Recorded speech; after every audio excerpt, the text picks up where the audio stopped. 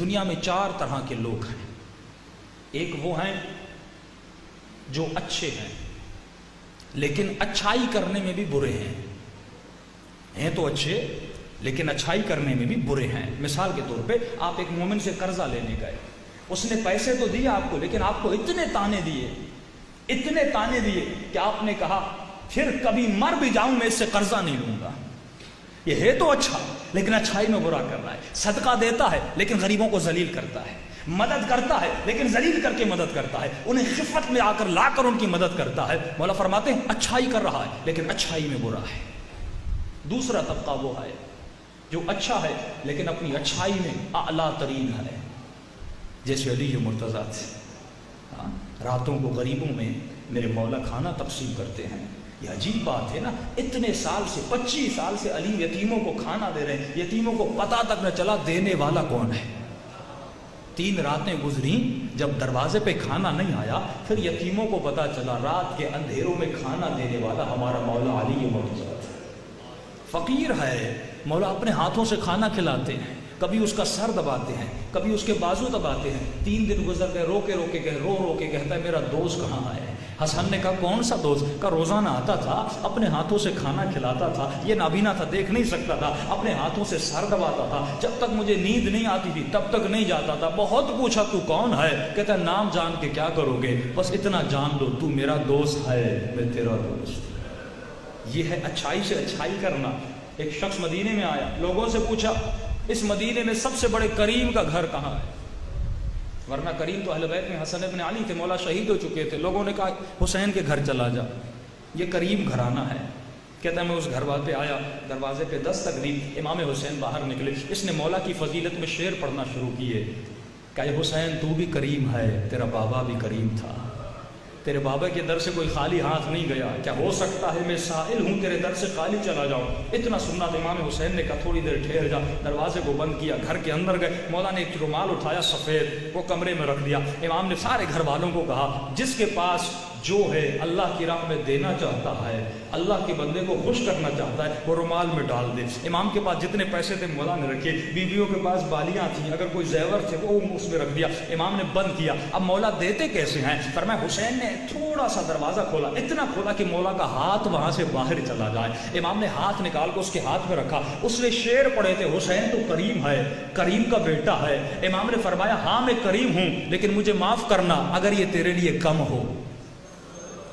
حسین معذرت چاہتے ہیں. اتنا کہنا تھا, وہ زار و قطار رونے لگا. کہتے کتنے آپ کریم ہیں, یہ میں نے جتنا مانگا تھا اس سے بھی زیادہ ہے. امام حسین کے قدموں کو چوم کے چلا جاتا ہے. یہ کردار ہے. اچھائی کرو تو ایسی کرو کہ دنیا تمہاری اچھائی کو یاد رکھے. ایران کے بہت بڑے عالم دین تھے, ان کے گھر میں ایک چور چوری کرنے آیا. گھر کے اندر گیا. قبلہ صاحب کا گھر بہت سادہ سا گھر تھا, بہت عارف باللہ تھا, جو اپنے کردار کے ذریعے سے لوگوں کو تبدیل کرتے تھے. کچھ نہیں ملا گھر میں. چور نے ایک قالیچہ تھا, وہ اٹھا کے لپیٹ کے اپنے بغل میں ڈال کے گھر سے نکلنے لگا.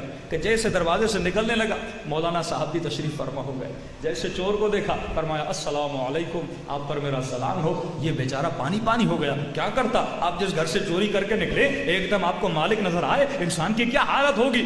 کہ بہت اچھے وقت پہ آپ تشریف لائے ہیں, میں ابھی نماز پڑھ کے آیا ہوں, اندر گھر میں آئیے, ہم آپ کو چائے پلاتے ہیں, پانی پلاتے ہیں. یہ بیچارہ کچھ بھی نہیں کہہ سکا. ان کو اندر لے گئے, کھانا کھلایا, پانی پلایا, ذرہ برابر بھی محسوس نہیں کروایا کہ آپ نے چوری کیا ہے. ایک مرتبہ جیسے وقت گزرا کہا اے جوان, اگر آپ کو کھانے کی بھوک لگی ہو تو میرے گھر میں رہیے, دوپہر کا کھانا بھی میں آپ کو کھلانے کے لیے تیار ہوں. یہ جوان شرمندہ ہوتا ہے, کہتا نہیں قبلہ بس مجھے جانا ہے, مجھے جانے دیجیے. کہتے ٹھیک ہے تمہیں جانا ہے تو چلے جا. جیسے یہ جوان اٹھتا ہے, قبلہ صاحب کہتے ہیں اب یہ قالیچہ میرے کسی کام کا نہیں ہے, اے جوان لگتا ہے تمہارے کام کا ہے, اس قالیچے کو لے جاؤ. کہتا نہیں قبلہ مجھے ضرورت نہیں ہے. یہ جیسے گھر سے باہر نکلتا ہے مولانا قالیچہ لے کے اس کے پیچھے دوڑتے ہوئے جاتے ہیں اور اس کے ہاتھوں میں قالیچہ تھماتے ہیں. بس ایک جملہ کہتے ہیں, کہتے اے جوان علی والے بن جاؤ,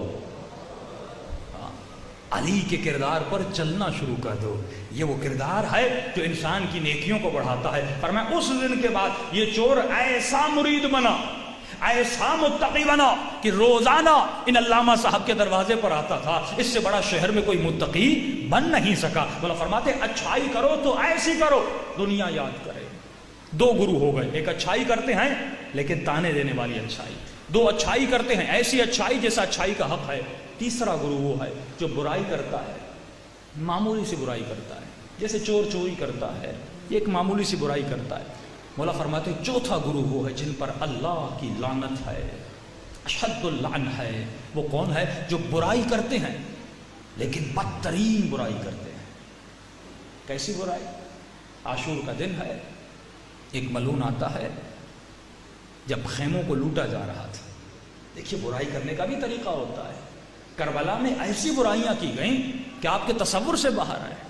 فرمایا یہ ملعون آتا ہے, امام حسین کا جسم پڑا تھا, سب لوگ غارت کر رہے تھے, کوئی خیموں کو لوٹ رہا تھا, کوئی شہیدوں کے جسموں کو کپڑوں کو لوٹ رہا تھا. اس کی نگاہ امام کی انگوٹھی پہ پڑ گئی. اس نے اتنا بھی صبر نہ کیا کہ انگوٹھی اتارے. اس نے کہا اگر اتارنے پہ لگ جاؤں گا وقت نکل جائے گا, سارے خیمے لوٹ لیے جائیں گے, پھر میں کیا لوٹوں گا. اس نے جلدی سے میرے آقا کی انگلی کو کاٹ دیا. اہل بیت کے سینوں پہ